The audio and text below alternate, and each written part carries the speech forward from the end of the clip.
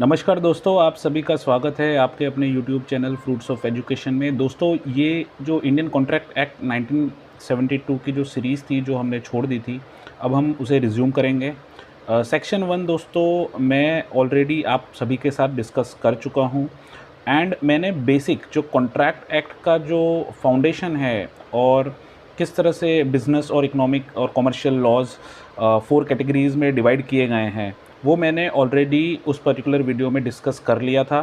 दोस्तों, जिन मित्रों ने उस पर्टिकुलर वीडियो को नहीं देखा है, वो सारे दोस्त जो बाद में रिसेंटली जो ऐड हुए हैं और जिन्होंने सब्सक्राइब किया है हमारा चैनल, वो सब उस पर्टिकुलर वीडियो को जाके ज़रूर देखें। इस वीडियो को भी मैं उसी प्लेलिस्ट में रखूँगा क्योंकि सेक्शन बाय सेक्शन हम डिस्कस करेंगे दोस्तों। और जैसा मैंने कहा था, सेक्शन बाय सेक्शन मैं इसलिए बना रहा हूँ ताकि आपको सेंस भी करे कि हम क्या पढ़ रहे हैं। और बिकॉज़ ऑफ कोर्स जो कॉमर्स बैकग्राउंड से नहीं है, उनके लिए काफ़ी डिफ़िकल्ट होता है कि कॉन्ट्रैक्ट को समझ पाना, और इवन प्लेन रीडिंग भी डिफ़िकल्ट हो जाती है। जैसे सिविल सर्विसेज में दोस्तों आपको पता होगा कि जो इंजीनियर्स हैं उनको हिस्ट्री नहीं पसंद आएगी, इकोनॉमिक्स पसंद नहीं आएगी। जो कॉमर्स बैकग्राउंड के होते हैं उन्हें टेक्निकल साइड के कोई सब्जेक्ट्स पसंद नहीं आते, लाइक साइंस एंड टेक्नोलॉजी उनको पसंद नहीं आएगा, या जो बेसिक साइंस है जिसमें बायोलॉजी वगैरह हम पढ़ते हैं, फिज़िक्स पढ़ते हैं, केमिस्ट्री पढ़ते हैं, तो वो उन्हें नहीं समझ आता, या उनको प्रेफरेबल नहीं होता। वो पढ़ने को पढ़ लेते हैं बट अंडरस्टैंडिंग डेवलप नहीं हो पाती। इसी तरह जो साइंस बैकग्राउंड से आए हैं और उन्होंने बाद में लॉ किया है, तो उनके लिए डिफ़िकल्ट होता है कॉन्ट्रैक्ट एक्ट को ज़ीरो से समझ पाना। बिकॉज ऑफ कोर्स जो कॉमर्स बैकग्राउंड के हैं वो ABCD जानते हैं जब वो ग्रेजुएशन में होते हैं, बिकॉज उनके ग्रेजुएशन के सिलेबस में भी ये दिया गया हुआ है। तो मैं चाहूँगा कि हर स्ट्रीम का जो स्टूडेंट है वो इस पर्टिकुलर वीडियो को देख के जान पाए कि कॉन्ट्रैक्ट्स के फंडामेंटल क्या है। तो सबसे पहले मैं चाहूँगा कि आप पहले वीडियो को जाकर ज़रूर देखिए, और आज हम डिस्कस करेंगे सेक्शन 2। तो आइए चलते हैं दोस्तों। सबसे पहले मैं आपको फ्रूट्स ऑफ एजुकेशन, जो हमारे चैनल का नाम है, उसके जो जुडिशियल नोट्स मैंने आपके लिए बनाए हैं, वो मैं आपको दिखाना चाहूँगा। दोस्तों, जैसा कि आप देख पा रहे हैं, इसके अंदर दोस्तों जैसे आप देखिए सेक्शन 2 हमने यहाँ पे सारा डिस्कस किया हुआ है। दोस्तों, अब एक क्वेश्चन किस तरह बनते हैं, देखिए मैंने टिक किया है कॉन्ट्रैक्ट। दोस्तों, अब ये बहुत इंपॉर्टेंट, ये क्वेश्चन पूछा भी गया है, लास्ट टू लास्ट एग्जाम में ये क्वेश्चन पूछा गया है कि कॉन्ट्रैक्ट की डेफिनेशन कहाँ दी गई है। अब दोस्तों वो ऑप्शन कैसे देंगे आपको, दोस्तों आपको ऐसे ऑप्शन देंगे FGHI, section 2F 2G 2H 2I। तो दोस्तों अनलेस आपको एग्जैक्ट पता है कि 2H में है, और जनरली ऑप्शन में एक्चुअली A भी ज़रूर होता है, तो लोग मिस इंटरप्रेट कर देते हैं और उनको लगता है अगर सेक्शन 2 इंटरप्रिटेशन क्लॉज है तो A में ही होगा। बट जनरली आप देख पा रहे हैं 2H में डेफिनेशन दी गई है, और इसको दोस्तों बिल्कुल मत भूलना क्योंकि ये एक्सपेक्टेड है, हर सिविल जज के एग्जाम में रिपीट हो सकता है। दोस्तों, तो अब हम जानेंगे सबसे पहले कॉन्ट्रैक्ट बनता कैसे है। दोस्तों, जैसे राइट साइड में आप टेबल देख पा रहे हैं, मैंने एक छोटा सा टेबल बनाया है। दोस्तों, कोई भी प्रपोजल या ऑफर है, अब दोस्तों कई लोगों को प्रपोजल और ऑफर में भी कन्फ्यूजन रहता है, तो मैं पहले बता दूं, ऑफर एक इंग्लिश टर्म है दोस्तों, उसका इक्विवेलेंट टर्म प्रपोजल इंडिया में कहा जाता है। तो दोस्तों उसका सिंपल मतलब यही है कि कोई भी प्रस्ताव देना या कोई भी दरखास्त करना। ये गुजराती टर्म्स मैंने इसलिए लिखे ताकि हिंदी गुजराती काफ़ी रिजेंबल करती है, तो आप समझ पाए। दोस्तों, जब वो ऑफर किया जाएगा, जब उसको एक्सेप्ट किया जाता है, तो एक्सेप्ट अब सामने वाला करेगा, ठीक है। अगर आपने कोई ऑफ़र किसी को दी है या कोई प्रपोजल दिया है, सपोज़ अगर मैंने आपको कोई ऑफ़र दी और आप अगर उसे एक्सेप्ट कर ले, तो वो एक तरीके से प्रॉमिस बन जाएगा, ठीक है।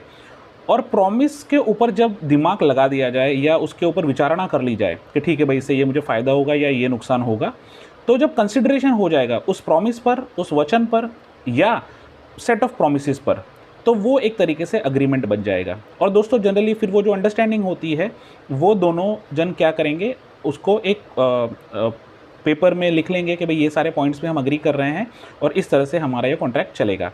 और जब उसे हम एनफोर्सेबल बाय लॉ करेंगे। अब दोस्तों ये कैसे करते हैं, दोस्तों आपको पता होगा, जरा लीगल इंस्ट्रूमेंट्स, आप स्टैम्प ड्यूटी देते हो, इसी तरह आप स्टैम्प पेपर पे जब कोई भी कॉन्ट्रैक्ट, कोई भी एग्रीमेंट लिख लेते हो, तो वो आपका एनफोर्सेबल बाय लॉ हो जाता है, बिकॉज नोटरी उसको सिक्का मारेगा और उस पर स्टैम्प करेगा, तो इस तरह से वो कॉन्ट्रैक्ट बनता है। तो जब तक एनफोर्सेबिलिटी वाला पॉइंट नहीं आएगा दोस्तों, कोई भी एग्रीमेंट कॉन्ट्रैक्ट नहीं माना जाएगा। जैसा आपको पता है, सारे ही कॉन्ट्रैक्ट को एग्रीमेंट कहा जाता है, बट सारे ही एग्रीमेंट कॉन्ट्रैक्ट नहीं है, बिकॉज हर एग्रीमेंट को आप कोर्ट में नहीं जाके सिविल सूट फाइल कर सकते। तो उसको सिविल सूट फाइल करने के लिए आपको उसको एनफोर्सेबल बनाना पड़ेगा, और वो जब आप प्रॉपर उसको रजिस्ट्रेशन कराते हैं या नोटराइज कराते हैं, तब वो प्रॉपर एनफोर्सेबल बाय लॉ बनेगा, ठीक है। तो दोस्तों ये मुझे लगता है मैंने बड़े अच्छी तरीके से आपको एक्सप्लेन कर दिया है।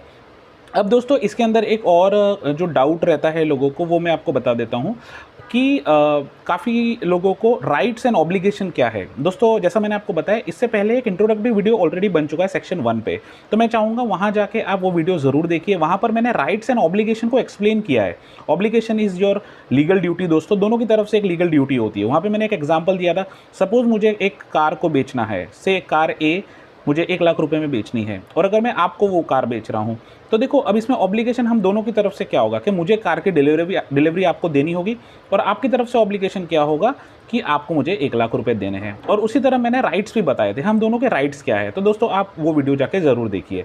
दोस्तों तो ये मैं आपको इसलिए जो स्क्रीन पर दिखा रहा हूँ, ये आपको मगअप कर लेना है आपके JMFC एग्ज़ाम के लिए, ताकि आप इन चीज़ों को ना भूलें। अब दोस्तों आप जैसे इसको रट सकते हैं रट लीजिए, बिकॉज ये ज़रूरी है आपको याद करना। दोस्तों अब आइए मैं आपको बेयर एक्ट दिखाता हूँ, बेयर एक्ट क्या कहता है। अब एक एक करके हम डिस्कस कर लेते हैं।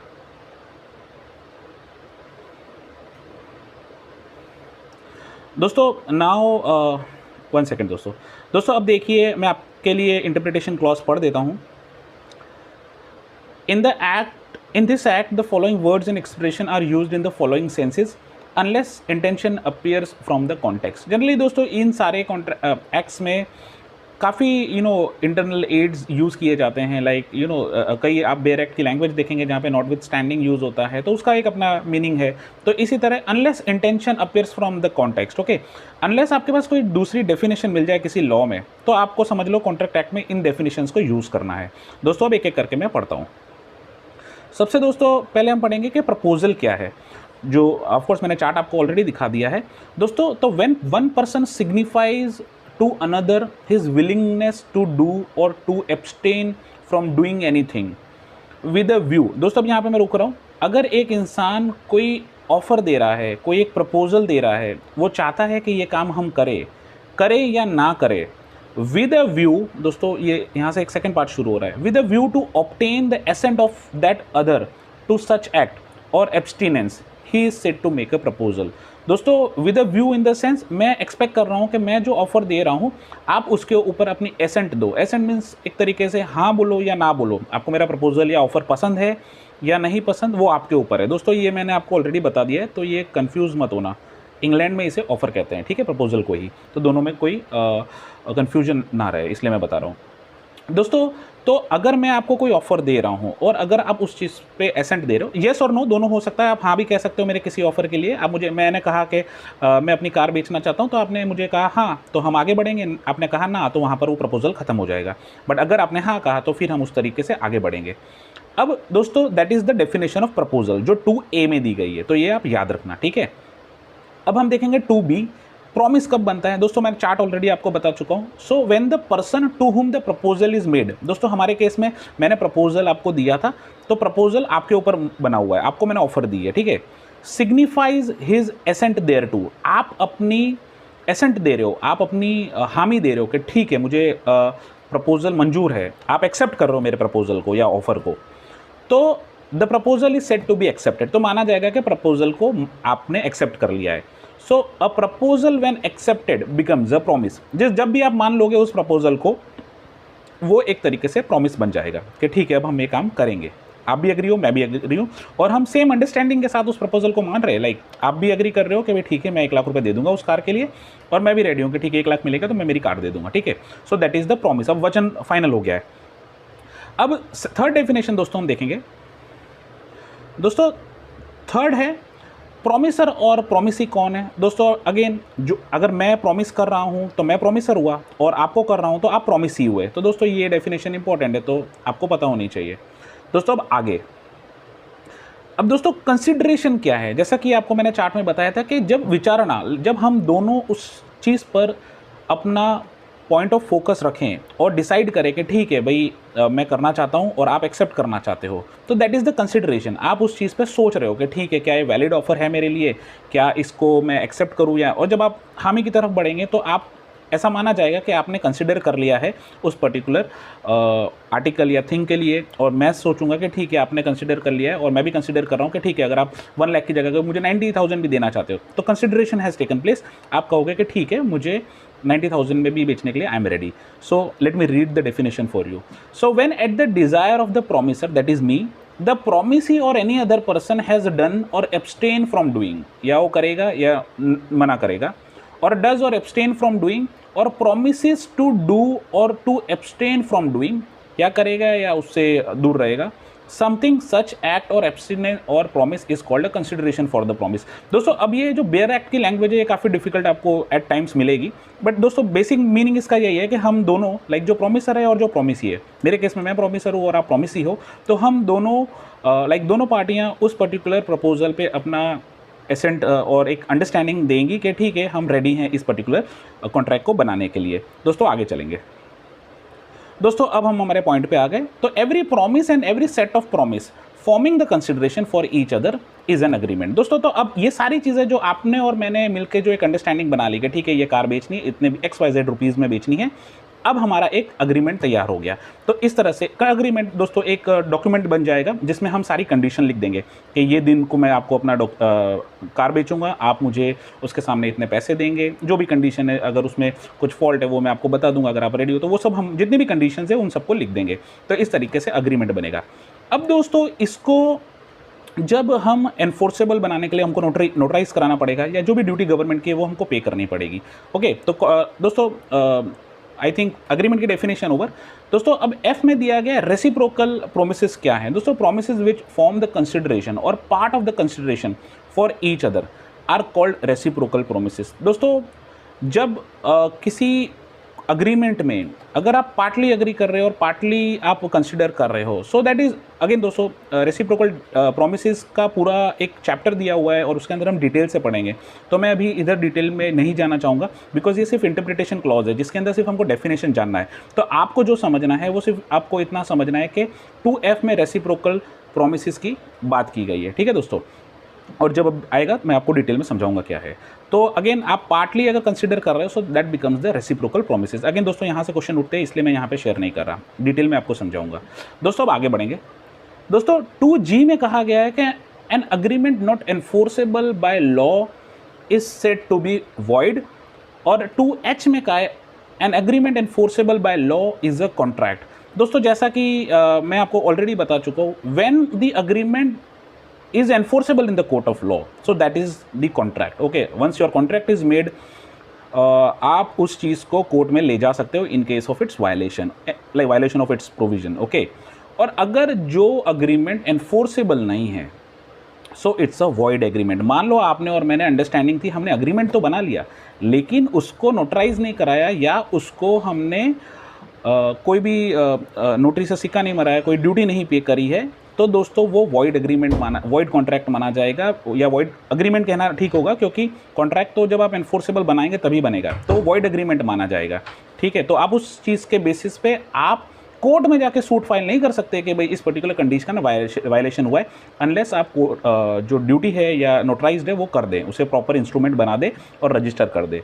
तो दोस्तों ये G और H आप याद रखना, और H खास याद रखना दोस्तों, दिस इज़ वेरी इंपॉर्टेंट। ठीक है, बिकॉज ये काफ़ी एग्जामों में सिविल जज के और JMFC में पूछा गया है। दोस्तों नेक्स्ट डेफिनेशन हम देखेंगे, voidable contract। दोस्तों an agreement which is enforceable by law at the option of one और मोर of the parties thereto but not at the option of other or others is a voidable contract। दोस्तों voidable contract in the sense contract बन चुका है और फिर जैसे contract का समय आगे बढ़ता है कुछ कंडीशंस इस तरह बन जाती है कि किसी एक पार्टी को उसे कैंसिल करना पड़े, या जो भी सर्कमस्टेंसेज लॉ में there are certain circumstances that they have given, तो अगर ऐसा कोई सीन बनता है तो वो कैंसिल हो जाएगा। सो जो कॉन्ट्रैक्ट बनते टाइम ठीक था बट बीच में से अनफोर्सिन सर्कमस्टेंसेज इस तरह बने गए कि वो कैंसिल करना पड़ रहा है, तो उसे जो दोस्तों हम कहेंगे वॉइडेबल कॉन्ट्रैक्ट। और दोस्तों लास्ट है 2J, this is also important. दोस्तों लास्ट है a contract which ceases to be enforceable by law becomes void when it ceases to be enforceable. दोस्तों ये कब सीज करेगा वो उसके बारे में कह रहा है कि it ceases to be enforceable by law becomes void, वो वॉइड हो जाएगा। ठीक है, when it ceases to be, जब एनफोर्सेबल नहीं रहेगा तो दोस्तों वो एक तरीके से वॉइड हो जाएगा। तो दोस्तों ये थी इंटरप्रिटेशन क्लॉज की डेफिनेशन। आई होप आपको ये डेफिनेशन पसंद आई हो। और दोस्तों ये जो चार्ट मैंने छोटा सा बनाया है दोस्तों, this is very important for your judicial exams, तो आप इसको नोट कर सकते हैं और चैनल पर तो है ही, आप देख ही सकते हैं। दोस्तों आई होप आपको सेक्शन 2 पसंद आया हो। और दोस्तों अगर आपको ये वीडियो पसंद आया हो तो अपने दोस्तों के साथ शेयर ज़रूर करिए, लाइक ज़रूर करिए और सब्सक्राइब जिन दोस्तों ने नहीं किया है वो इस पर्टिकुलर चैनल को सब्सक्राइब भी ज़रूर करिए। थैंक यू दोस्तों।